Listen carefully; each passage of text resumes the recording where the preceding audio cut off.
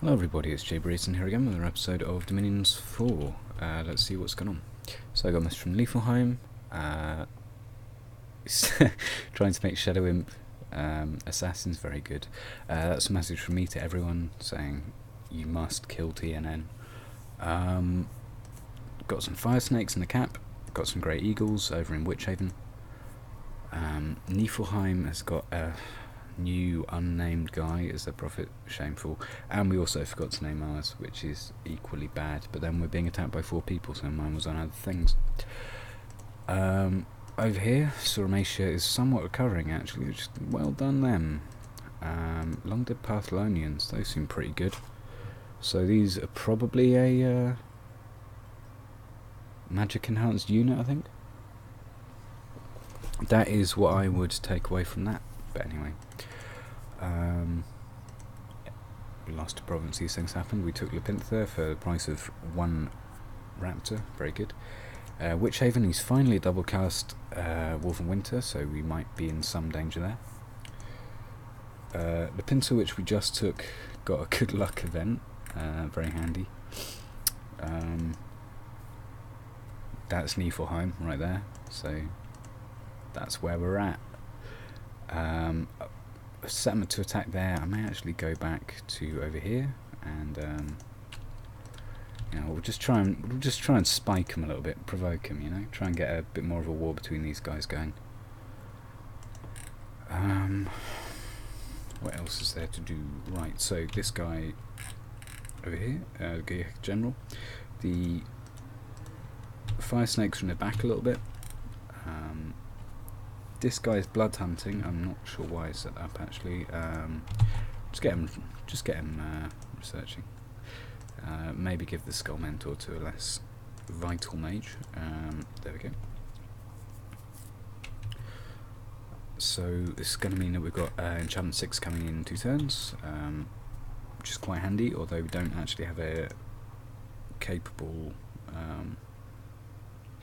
air mage in the province at that time. Just a bit of a shame. What to do? Because it would be very helpful to have this guy here casting Call of the Winds. I guess we can teleport him back into the capital whenever it becomes necessary, using Cloud Trap, thinking about it. So, right, the Theok, the Windmaster, is summoning Great Eagles again. This guy is doing Call of the Winds. The actual, stupid little tiny mobs that you get with Call of the Winds, they're irrelevant. They're not what I'm summoning it for. I'm basically doing it for the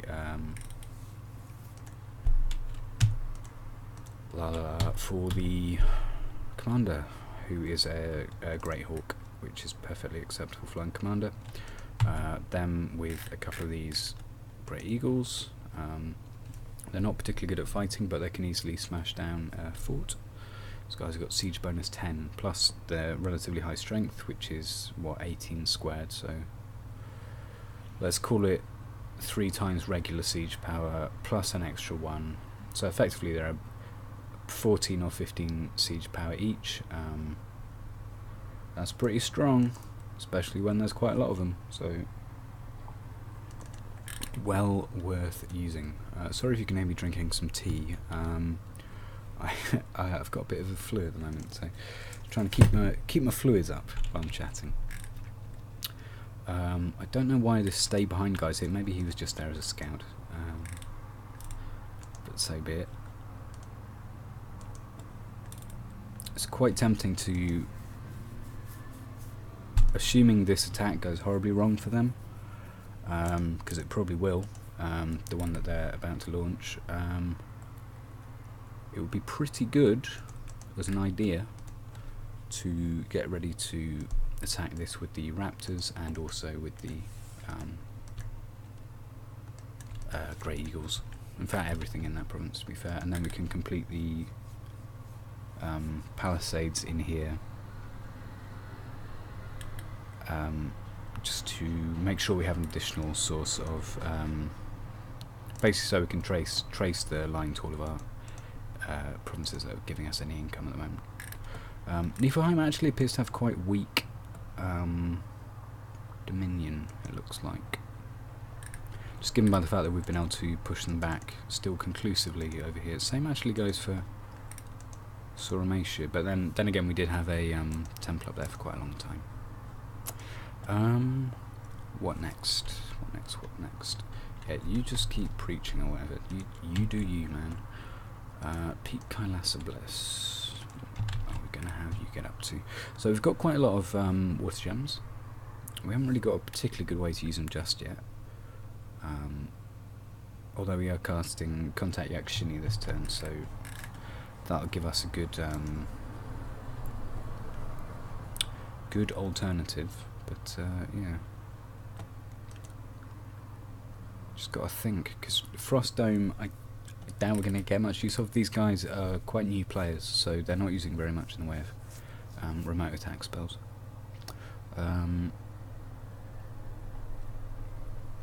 In terms of cold suns, they're actually good though. I mean, Streams of Hades is quite useful, but basically just shares the same path as my Pretender. It can't really do all that much at the moment. Just because of the situation with territorial integrity or lack thereof. So I might just leave it. I might just leave him just doing his thing. Keep researching, my friend. And when we get up to here, we've got some pretty good stuff. Hidden in Snow, we're actually going to be able to cast in our capital with our Pretender, which is quite useful. If we ever somehow get up to 75 water gems. We can start searching sometime soon, I guess. That might be worth doing. Anyway, I think that's going to be the end of my turn. These guys are probably going to take me out, although they might be persuadable to attack one another. But those are the breaks, I guess. That's just how it's gone. I've had a lot of guys around us and not super fantastic territory, although to be fair, this province has been amazing and has basically single-handedly kept us in the game. The income is more or less irrelevant, but the PD and the mages it allows you to recruit have been very valuable.